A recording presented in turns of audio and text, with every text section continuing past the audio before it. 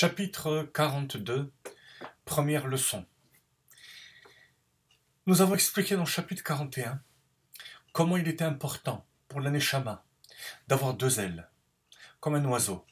L'aile droite qui est l'amour et l'aile gauche qui est la crainte. Sans ces deux ailes, ou sans l'une de ces deux, l'oiseau ne peut pas voler. Malgré tout, il est plus important d'avoir l'aile gauche que l'aile droite. Parce que l'aile droite, l'amour, non, si elle n'est pas accompagnée de la crainte, non seulement qu'elle ne permet pas de voler, mais en plus de cela, la personne ne sert pas Dieu, elle se sert lui-même. Parce que c'est un plaisir d'aimer, c'est un plaisir personnel. Alors que la crainte, toute seule, même si elle ne permet pas de voler, elle permet au moins de servir à Kadosh Baruch Hu, parce qu'on est soumis à Dieu.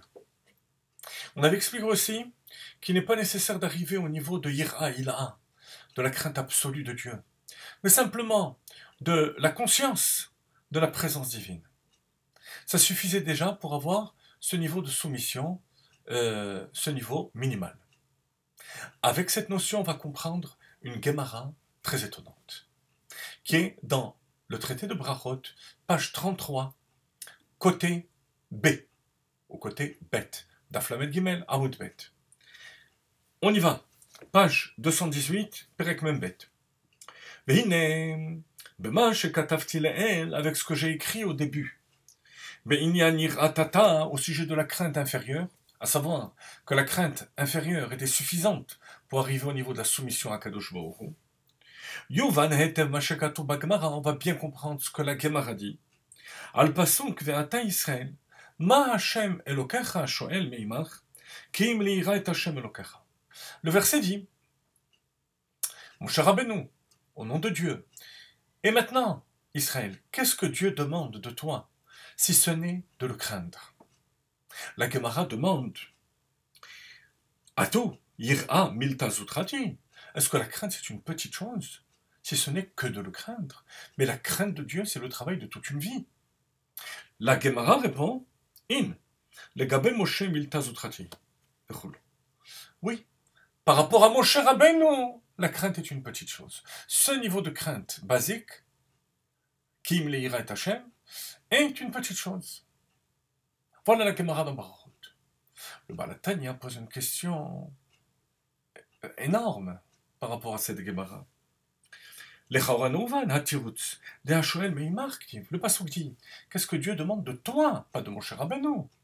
Pour Moshe Rabbeinu, c'est une petite chose, mais de nous, de chacun d'entre nous, ce n'est pas une petite chose. Alors, quel est le sens de la réponse? Par rapport à Moshe Rabbeinu, c'est une petite chose. La réponse, c'est qu'on s'adresse à chaque juif et on lui dit que par rapport au niveau de Moshe qui est en lui, parce que chaque juif a un niveau de Moshe, cette crainte basique est une petite chose. Et c'est ce qu'on exige du juif. Il y a un niveau de crainte supérieure qui est développé en dévoilant ce niveau de Moshe Rabbeinu, qui se fait de la manière qu'on développera dans ce chapitre. Alors, sur le texte, Ela inyanu, ki kol nefesh venefesh mi bet Israël. Chaque âme est âme. Les commentaires du Tanya disent qu'il s'agit là de l'âme du plus grand comme de l'âme du plus petit, du plus grand jusqu'au plus petit. Kol nefesh venefesh. Yesh ba mifrinat Moshe Rabbeinu alav shalom. À un niveau du potentiel de Moshe. Où est-ce que c'est écrit? Eh bien, tout simplement parce qu'il est cité parmi les 7 bergers d'Israël, Avraham, Yitzhak, Yaakov, Yosef, David, Moshe, Aaron.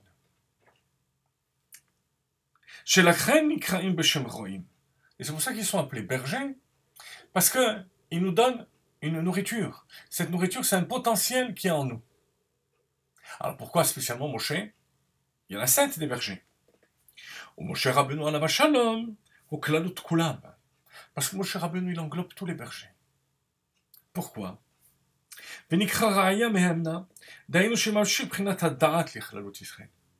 C'est lui qui est appelé le berger fidèle dans le Zohar. Il y a une partie du Zohar qui s'appelle Raya Mehemna, c'est Moshe Rabbeinu qui l'a dite. il appelait le berger fidèle, avec le pronom défini, le, par excellence. Pourquoi? Parce qu'il est le niveau de Da'at. Da'at, qui veut dire pas seulement la connaissance, mais l'attachement à Dieu. L'attachement, la concentration, l'attention du divin.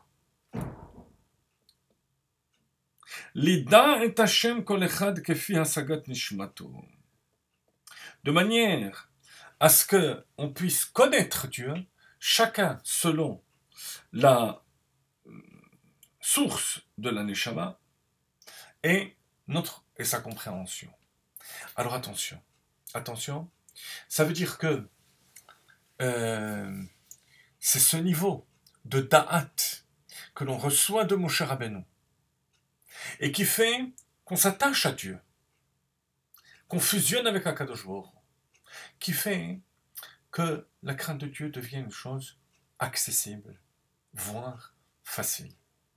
Mais essayons de comprendre ensemble. Que veut dire Da'at? Il y a Chochma Bina, l'intelligence, la compréhension. Donc j'ai compris tous les détails. Malgré tout, je ne connais pas encore la chose. Je ne connais pas.